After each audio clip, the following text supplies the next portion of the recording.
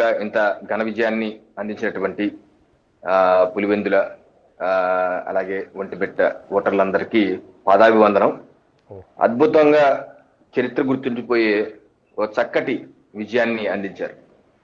ఇది జగన్మోహన్ రెడ్డి గారి అహంకారానికి, వారి ఏదైతే ఆలోచన విధానం, నిన్న కూడా చూసాం ఏ రకంగా చంద్రబాబు నాయుడు గారిని తోలనాడారు. అటువంటి దుర్మార్గమైన ఆలోచన విధానానికి పులివెందు సొంత నియోజకవర్గ ప్రజలు, పులివెందు మండల ప్రజలు, రూరల్ మండల ప్రజలు ఇచ్చినటువంటి చంపపెట్టు సమాధానంగా మనం భావించాలండి. అంటే ఒక నియంతృత్వ పోకడి పై ప్రజాస్వామ్యం సాధించినటువంటి విజయం. ఓటరు అప్పుడప్పుడు అసెంబ్లీ రౌడీ సినిమాలో చూసాం, మోహన్ బాబు గారి సినిమాలో బ్యాలెట్ బాక్స్ వేస్తూ మోహన్ బాబు గారి గురించి వాళ్ళు పెడతారు స్లిప్. అలాగా ఈరోజు అక్కడ పులివెందుల ఓటర్లు స్లిప్ పెట్టారు. 30 ఏళ్ల తర్వాత మాకు ఓటు వేసే అవకాశం కల్పించారు, మీకు నమస్కారాలండి, ధన్యవాదాలండి అని. అంటే అది ప్రజల్లో ఉన్నటువంటి ఆకాంక్ష. అలాగే జగన్మోహన్ రెడ్డి గారి మీద ఉన్నటువంటి ఒక కోపం. ఏ రకంగా మీరు జగన్మోహన్ రెడ్డి గారు నిన్న ప్రెస్ మీట్ చూసాం, ఇప్పుడు బొత్స సత్యనారాయణ గారు మాట్లాడుతున్నారు ఇందాక, ప్రజాస్వామ్యం కూని అయిపోయిందా? ప్రజాస్వామ్యం కూని ఎప్పుడైందంటే జగన్మోహన్ రెడ్డి గారు అయితే మీరు 2021 ఎన్నికల్లో ఏం చేశారండి? మీరు కడప జిల్లాలో 554 ఎంపీటీసీ స్థానాలుంటే 432 బలవంతపు ఏకగ్రీవాలు చేసుకున్నారు, అంటే 78%. అలాగే జడ్పీటీసీలు కడప జిల్లాలో 50 ఉంటే 38 బలవంత ఏకగ్రీవాలు, అంటే 76%.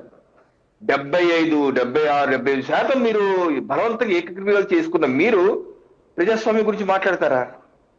ఎన్నికలు ఎందుకు మీరు ఎన్నికలు నిర్వహించలేదు? ఈరోజు జరిగిందంటే 11 మంది అభ్యర్థులు, ఆ 11 లక్కీ ఫిగర్ మళ్ళీ తగిలింది మీకు.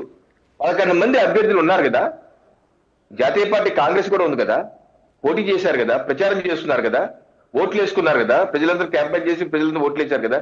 ఏది ప్రజాస్వామ్యం? ఏది ప్రజాస్వామ్యం కూని అవటం? బొత్స గారు జగన్మోహన్ రెడ్డి గారు చెప్పాలి. అంటే ప్రజల్లో మీ ఉద్దేశంలో ప్రజాస్వామ్యం అంటే ఆ నియోజకవర్గ ప్రజలు మిమ్మల్ని ఎన్నుకున్నప్పటికీ కనీసం ఈ 14 మాసాల్లో 4 సార్లన్నా సరే నియోజకవర్గ ప్రజల దగ్గరికి వెళ్ళారా జగన్మోహన్ రెడ్డి గారు? 4 సార్లన్నా మీరు వెళ్ళారా? పులివెందు ప్రజల దగ్గరికి వెళ్ళారా? కనీసం మీరు అసెంబ్లీకి వెళ్తున్నారా? ఇది అప్రజాస్వామికం కాదా? మీ యొక్క రఫా రాజకీయాలకి రఫా చంపేస్తా అని చెప్పి మీరేదే స్టేట్మెంట్లు ఇస్తున్నారో మీ ప్రజలు ఇచ్చినటువంటి తీర్పు అది. కనీసం ఇప్పటికైనా సరే మీరు మారరా? ఏంటి నియోజకవర్గ ప్రజలు ఓట్లకు బయటికి రాకూడదు, ఏ రకంగా 30 ఏళ్ళు 40 ఏళ్ల పాటు ఏకగ్రీవాలు చేసుకుంటూ వాళ్ళ ఇంట్లోనే ఉంచి బలవంతంగా ఏకగ్రీవం చేసుకుంటూ ప్రజాస్వామ్యం? ఈ రోజు ప్రజలు చాలా స్పష్టమైనటువంటి తీర్పు ఇచ్చారు. స్వేచ్ఛాయుత వాతావరణంలో ఓట్లేస్తే ఏ రకంగా మీకు డిపాజిట్ కూడా రాలేదు.